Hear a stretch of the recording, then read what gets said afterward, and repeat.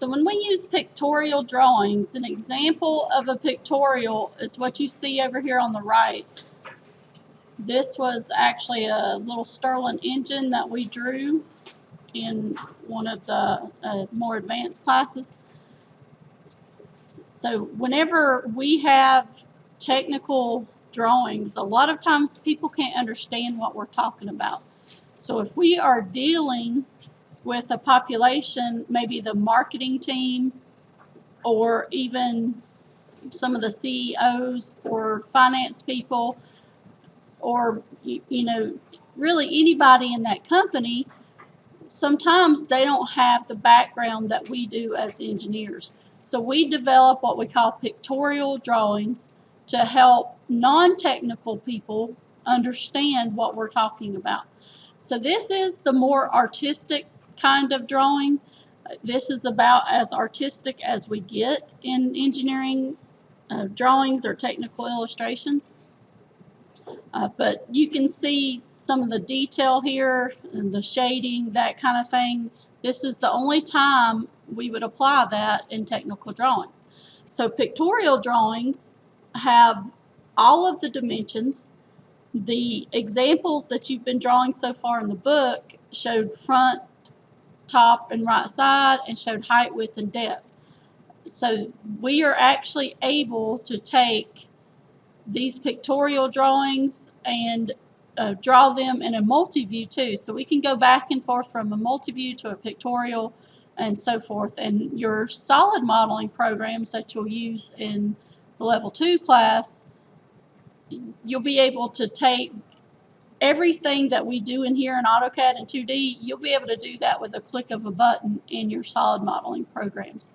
So you're learning how to do it, why it's necessary, and I don't want to say the long way around of doing something, but we have new technology now that allows us to draw it a little bit quicker. But it's very important to stick to the basics when you're starting out so you understand why. So there's 3 types of pictorial drawings, 3 categories: axonometric, oblique, and perspective. The axonometric is what we see the most because you're looking at height, width, and depth all at true size. Remember when we were talking about multi-views, we said that in a multi-view drawing, if we have an inclined surface, we only see it true size where it appears as an edge. So all of the other views on an inclined surface appear foreshortened. Well, in an isometric or a trimetric or a dimetric, all of the views show full size.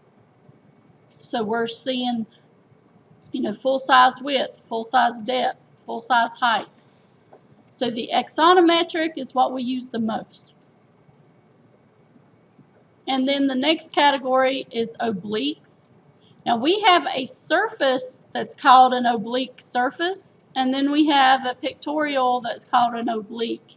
So don't get those confused. They're 2 different things in the engineering verbiage. But oblique drawings show true size in the front view.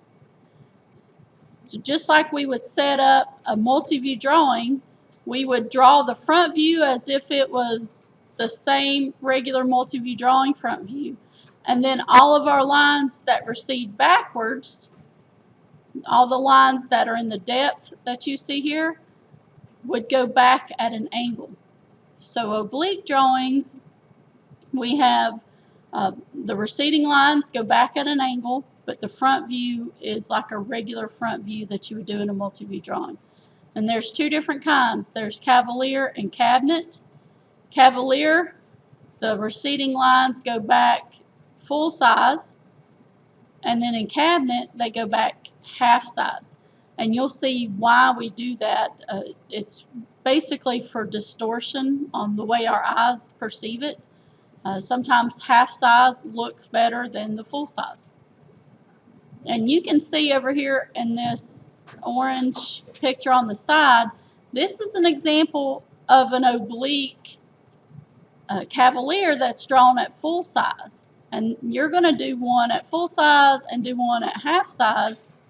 and you'll see the difference between the two. And then perspective is the last category. Perspective is actually most like what we would see in like an art class. So when we're looking at perspective, we have 2 points perspective where the receding lines go back to 2 vanishing points.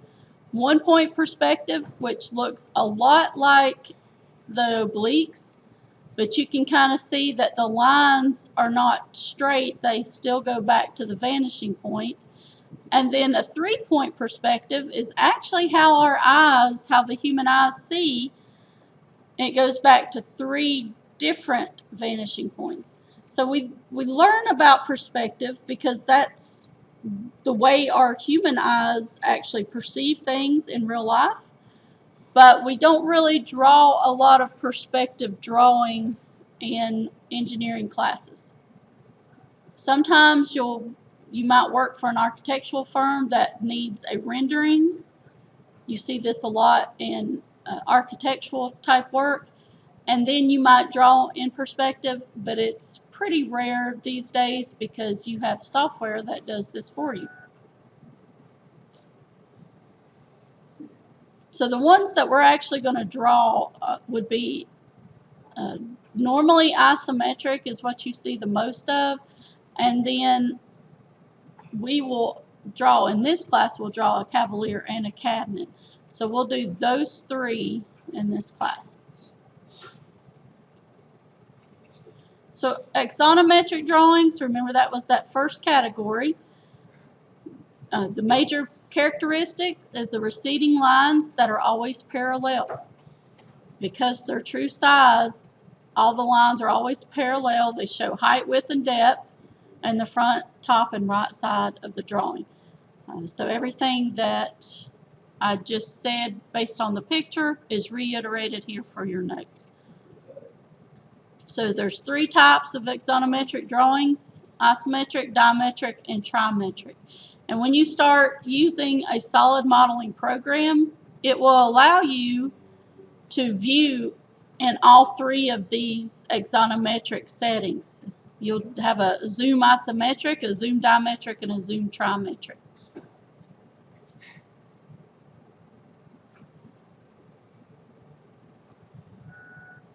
So isometric drawings are the most common. And when we look at isometric drawings, remember just drawing our multi-views, we learned that the front face is always facing in this direction, the direction of this arrow here. The right side will always be facing the direction of that arrow, the line of sight. And then the left side, the top view, if we had another arrow from the back, it would go in this direction with my mouse. And then from the bottom, it would be pointing towards the bottom, right where the word pictorial is here. So it shows all of the sides, or the direction, the line of sight, but we most see the top, front, and the right side in an isometric drawing, which gives us the picture of the height, width, and depth. That's why they're most common. And then you can see the one here on the right has the different dimensions on it. And then here's another example with some isometric dimensioning. In isometric dimensioning, we have what's called aligned dimensioning, where the extension line and the dimension line line up with the object. So not only is the object drawn at an angle, so are the dimensions.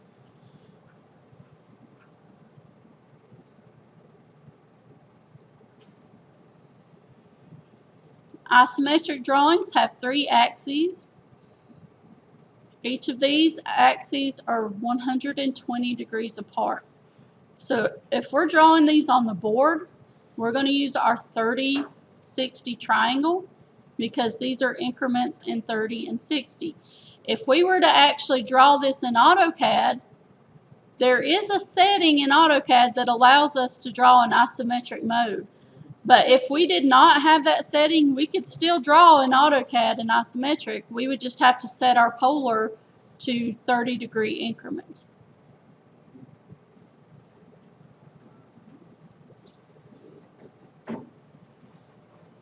And so here's an example of what you see. The thing to remember with isometric is we're always at a 30-degree angle for the width and the depth, and then the height, any height dimension, is going straight up at 90 degrees. Because you'll get a little bit confused when you start drawing these in relation to the direction that you should go, either with your pencil or your mouse, depending on if you're in AutoCAD or drawing on the board. But just remember, if it's a width dimension that you see in the front view, it's going to be at 30 degrees going towards the left. If it's a depth dimension that you would see in the right side view, you would be at 30 degrees going to the right. And then if it's a height dimension, you're always 90 degrees going straight up. So just showing you where the axes are and where you would put that 30-degree triangle or set your polar to create these. So anything that's an isometric line is going to be parallel to the axes. But if we have an inclined surface, they're not going to be parallel to the axes. So we call those non-isometric lines. And in the non-isometric lines, what we have to do, since we're already drawing at 30 degrees, we can't just throw a 45-degree angle in there or 60-degree angle, because it's not actually 60 degrees anymore, because we're already offsetting that at a 30-degree angle.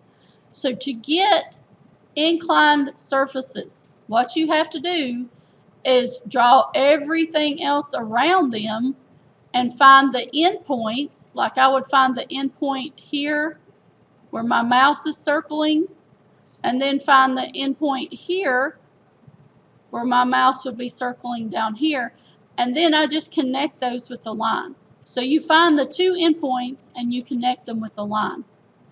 That's the only way that you can draw inclined surfaces in isometric drawings. You also want to note the circles are not true circles. If you have a circle that's at an angle, what would you call that circle? It would be an ellipse, right? So if we had a circle that wasn't a true circle, then it becomes an ellipse.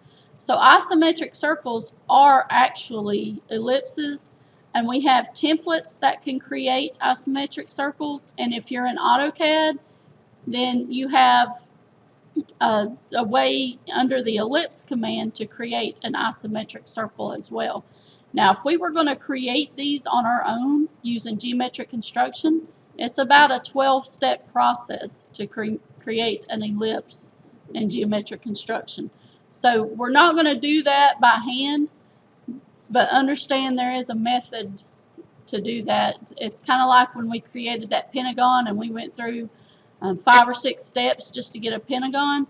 Well, this is twice that many steps just to get an ellipse. So this takes you through the drawing process here. We've got a multi-view of this object, and then if I zoom in here, we can see that we will box it in first. We'll do the height, width, and depth, just like we would in a multi-view when we create all of our faces first, the top, front, and right side. And then we would put all of the isometric corners in there where we would darken it in. The next step, if we come down here, we would see that we needed to have some inclined surfaces here. So we find the endpoints of those lines, which are depicted in these little measurement points.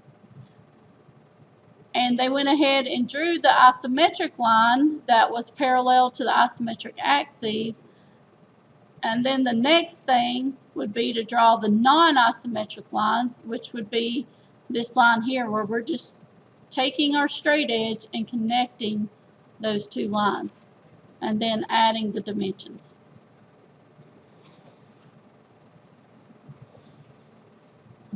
And then if we have isometric circles, again, they're going to appear as an ellipse.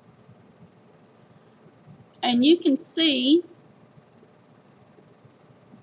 if you look right here, you can see those construction lines for that circles.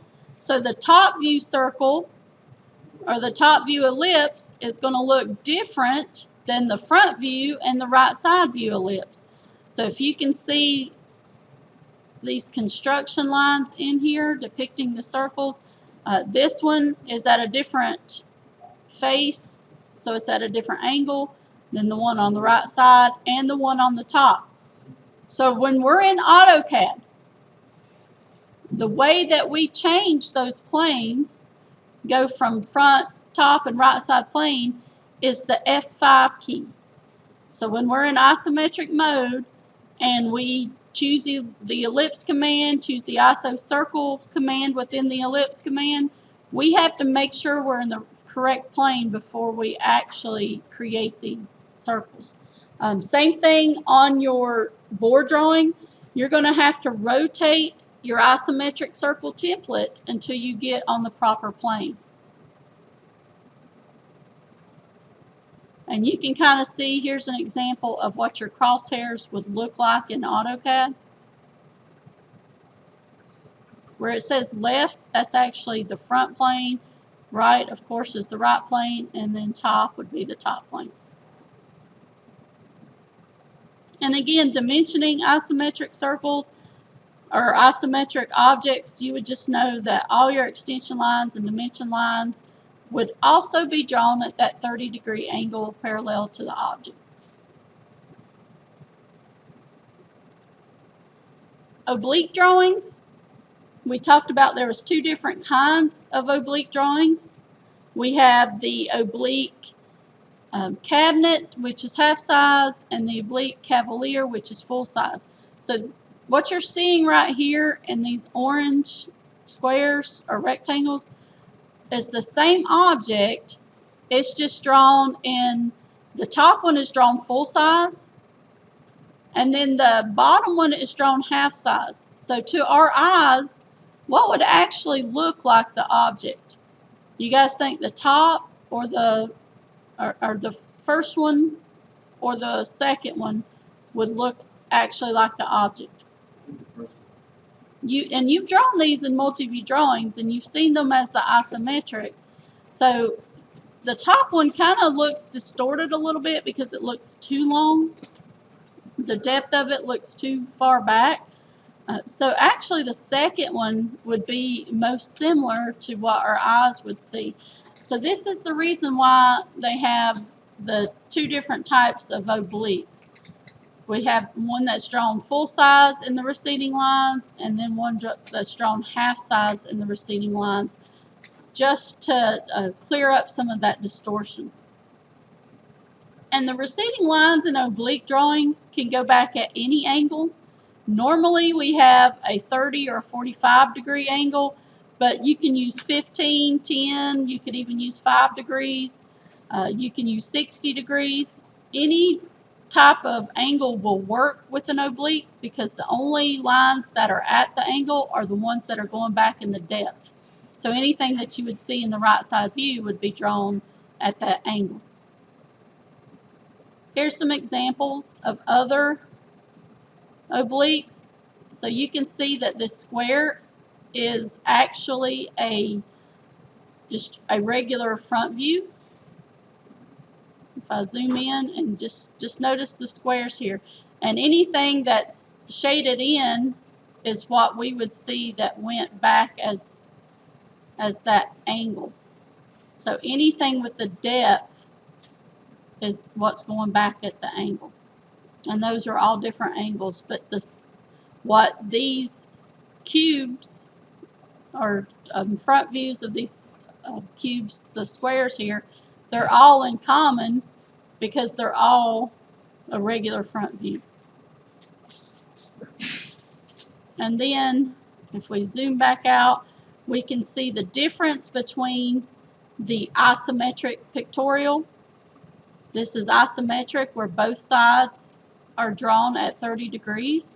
And then this is the oblique, where we see just a regular front view, and everything else, all the receding lines, are drawn at an angle. Okay? And I'm going to show you this one on the bottom, because it explains a little bit more about the cavalier. See how the cavalier is drawn full size here, and then the cabinet is half scale only in the receding lines. The front view is still true size. So only the receding lines are drawn half scale.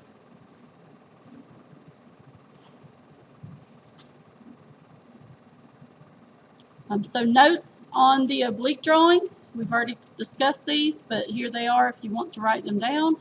When the lengths of the receding angles of an oblique drawing are drawn to full scale, then it's called an oblique cavalier. And when the lengths of the receding angles of the oblique drawings are drawn to half scale, it's called a cabinet. So remember, it's just the receding lines that are full scale or half scale, or that change, and everything else, the width and the height, stays the same. And you can really see the visual distortion on this example, because the full size makes the front face of this object look really, really long, but the half size makes it look like more what it's supposed to look like. Same thing over here on the right. The cabinet just reduces the visual distortion of the object. All right, so going back through, let's revisit that second slide just one more time so you guys can see this a little bit more. Three types of pictorials: axonometric, oblique, and perspective. Under the category of axonometric is the isometric, dimetric, and trimetric. Obliques, there's cavalier and cabinet. And then under perspective, you got your 1 point, 2 point, and 3 point perspective. Isometrics, drawn at 30-degree angles for the width dimension and the depth dimension. Obliques, the depth dimension is the one that's at an angle. Okay? So that's going to conclude the lecture portion of pictorial projection. We'll continue with some drawings.